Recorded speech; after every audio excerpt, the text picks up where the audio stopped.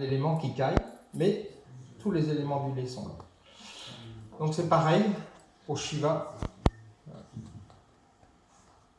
Des fois on dit même Shiva Bhagavan, parce que il y a même des suivants, des followers, des adorateurs en Inde, qui pensent que Shiva est la personne suprême. Mais on va voir après que, en fait, Vaishnavanam Yatak Shambhu. Vaishnavanam Yatak Shambhu, c'est un verset en fait qui est tiré du 12e chant du Srimad Bhagavatam. C'est Sutta Goswami qui parle au sage de Naimisharanya. Et c'est un très beau verset puisqu'il décrit les gloires du Gange, les gloires de Krishna sous le nom de Achyuta, et aussi les gloires de Shambhu, du Seigneur Shiva. Donc ce fameux verset, c'est Ninam Gana Yata Ganga. Comme la rivière Ganga est la plus grande de toutes les rivières. Devanam Achyuto Yata, le Seigneur Achyuta, ou Krishna, est la déité suprême. Et Vaishnavanam Yatak Shambhu, c'est là qu'on trouve donc ce fameux Vaishnavanam Yatak Shambhu, le Seigneur Shiva est le plus grand de tous les Vaishnavas. Et ensuite, la dernière ligne, c'est Purananam Idam Tata, c'est-à-dire le Srimad Bhagavatam est le plus grand de tous les Puranas. Donc Shiva, il a une fonction en fait un peu spéciale, parce qu'il s'occupe de tous les gens qui sont déchus dans cet univers, les fantômes, les gens qui sont gouvernés, et tous les gens qui sont gouvernés par l'ignorance, tous les êtres qui sont gouvernés par l'ignorance. Donc il y a beaucoup de différentes facettes en fait de cette ignorance. Ceux qui aiment trop dormir, s'intoxiquer, etc. Et lui, il guide en fait toutes ces âmes. Et là, il va encore plus loin dans son service, parce que en fait, le barattage, comme vous l'avez vu auparavant, c'est le barattage de l'océan de lait entre les Devas et les Asuras. Et de cet océan ne sort pas que du nectar. De cet océan sort du poison. C'est un peu comme nous, notre processus de vie spirituelle. Quand on commence à pratiquer la vie spirituelle, chanter avec Krishna, et suivre les principes du service dévotionnel, il y a des choses aussi, on baratte un peu là l'océan du mental, et il y a des choses négatives, et il y a des choses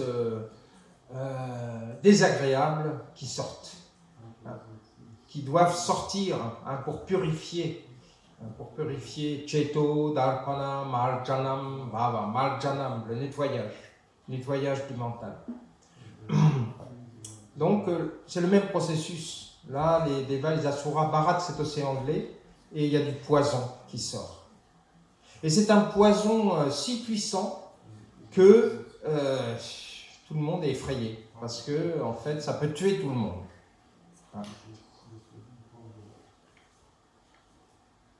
Donc Shiva absorbe ce poison,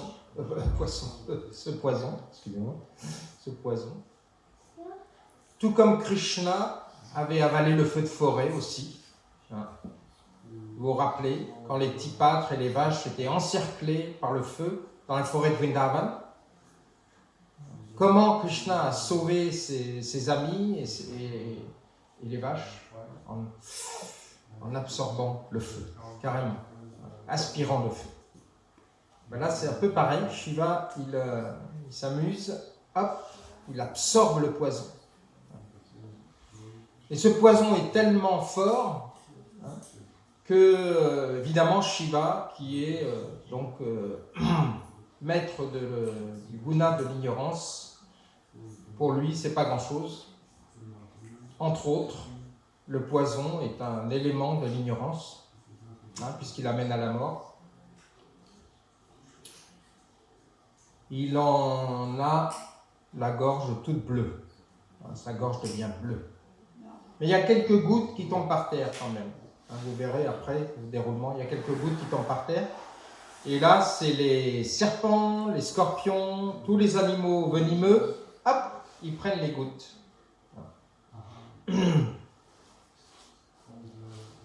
Donc voilà la puissance de Shiva. Et là, donc, la teneur est portée nous explique Para Dukkha Dukhi. Qu'est-ce que ça veut dire Para Dukkha Dukhi? Para Dukkha Dukhi, en fait, c'est Raghunath Goswami qui décrit Sanatana Goswami dans une prière. Et là, il explique Vairagya Yug Bhakti Rasam Prayatner Apayam Mam Anabipsum Andam Kripam Buddhir Yatpara Dukkha Dukhi. Kripam Buddhir signifie l'océan de miséricorde. Donc il décrit Sanatana Goswami comme un océan de miséricorde et Para Dukkha Dukhi.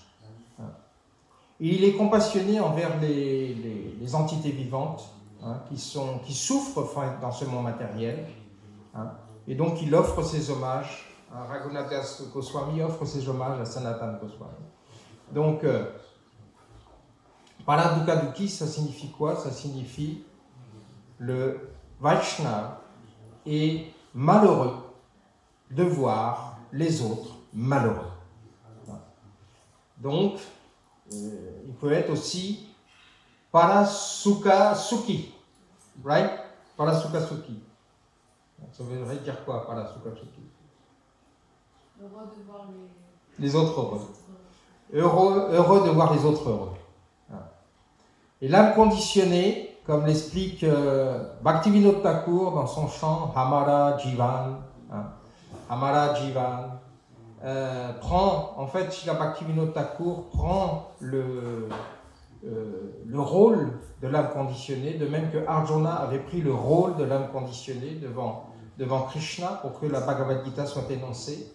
Et là, Bhaktivinoda Thakur, dans beaucoup de ses chants, prend le rôle d'une âme conditionnée. Et il décrit, en fait, il nous met un miroir devant le visage. C'est un miroir qui n'est pas toujours...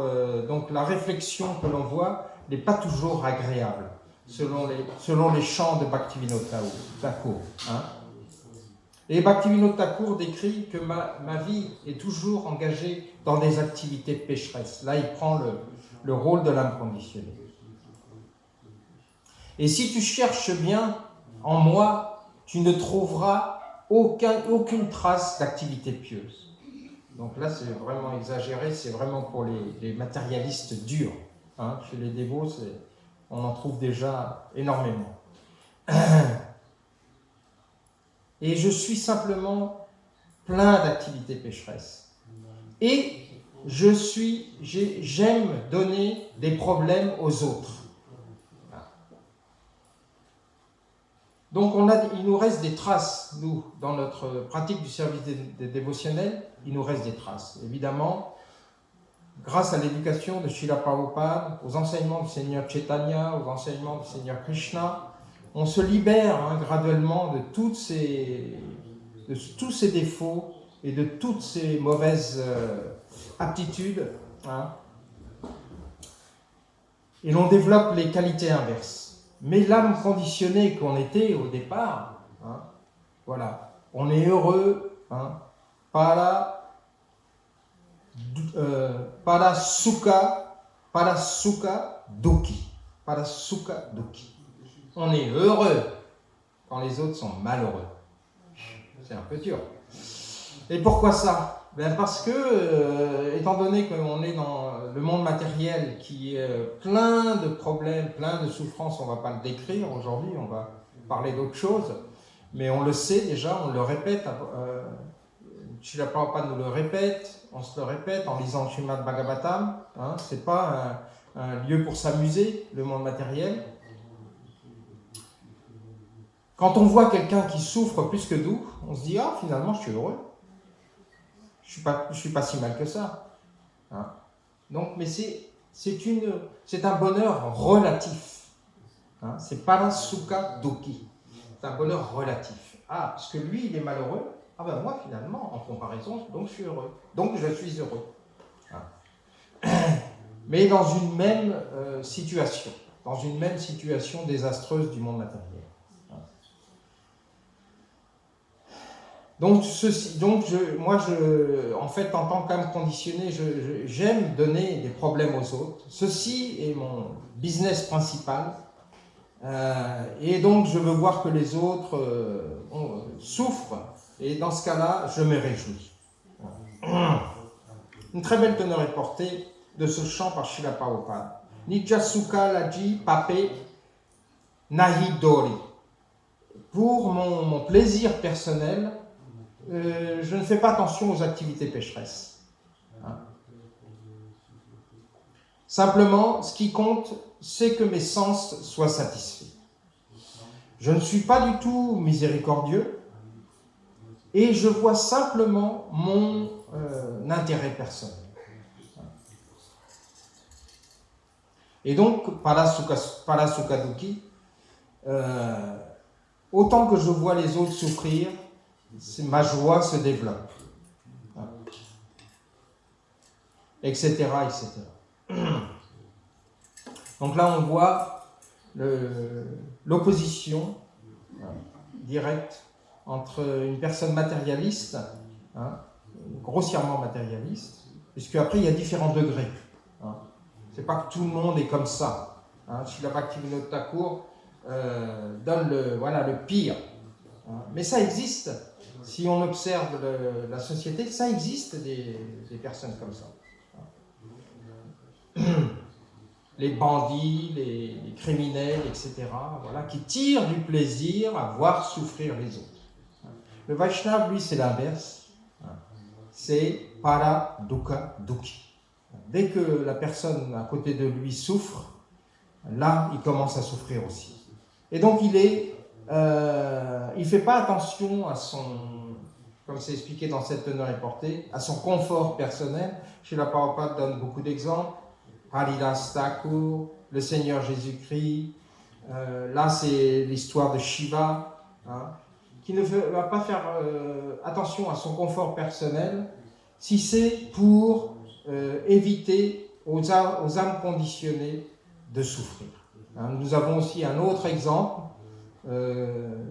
un disciple du Seigneur Chaitanya Mahaprabhu, comment il s'appelait?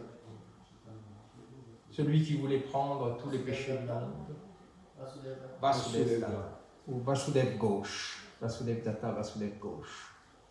Et donc là, c'est pareil. Il a approché le Seigneur Chaitanya Mahaprabhu. Il a dit, je veux libérer tous les êtres vivants de cet univers. Et donc très élevé comme méditation et comme demande au Seigneur Chaitanya. Et peu importe si je souffre des millénaires, s'il te plaît, mon cher Seigneur, fais que je puisse libérer tout le monde. Donc le Seigneur Chaitanya Mahaprabhu, évidemment, était très satisfait, mais il lui a dit, écoute, ils sont déjà tous libérés. Moi, je suis arrivé, hop, tout le monde est déjà libéré, ne t'inquiète pas.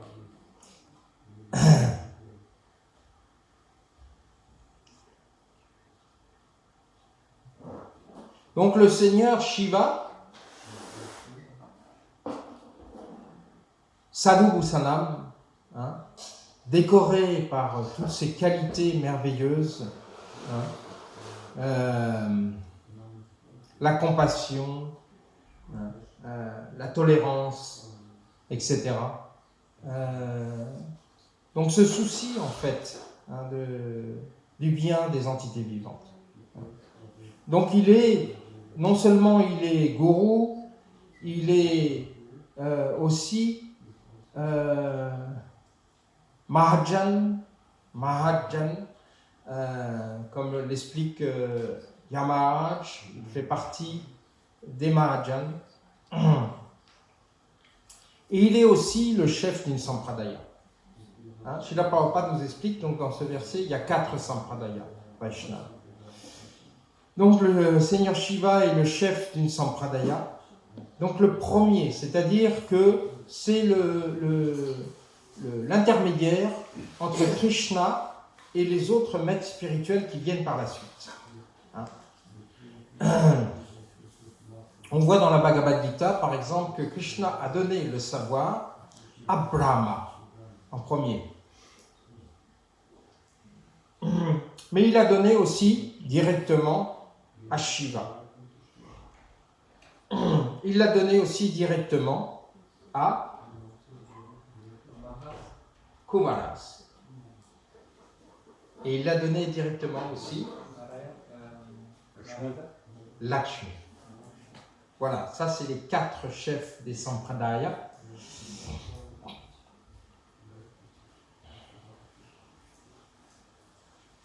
Et donc chaque Sampradaya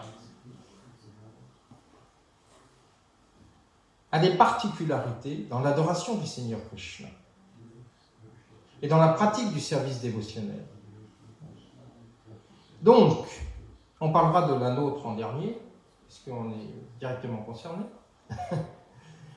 Mais les 4 Kumaras, donc le chef de file en fait de cette Sampradaya, c'est-à-dire l'instructeur principal dans cette Sampradaya, s'appelle Nimbakacharya.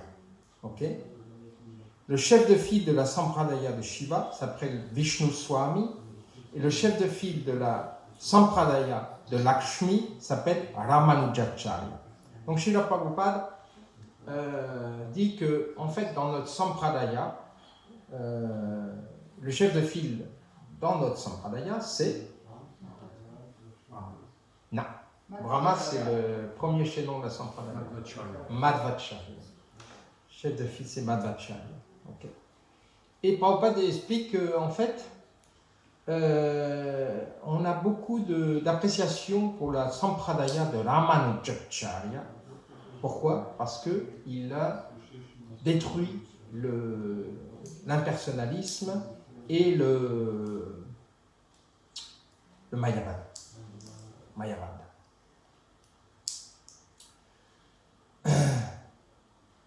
Donc ça rejoint énormément les enseignements du Seigneur Chaitanya. Alors notre Sampradaya à nous, donc le Seigneur Brahma, voilà, reçoit directement la connaissance de Krishna. Ensuite, on a, comme vous voyez au début de la Bhagavad Gita, vous avez la succession disciplique. On arrive à Madhvacharya qui lui donne vraiment l'essence dans son enseignement de la Madhva Sampradaya. Maintenant, nous, notre Sampradaya, on l'appelle Madhva Gaudiya Sampradaya. Et pourquoi on l'appelle Madhva Gaudiya?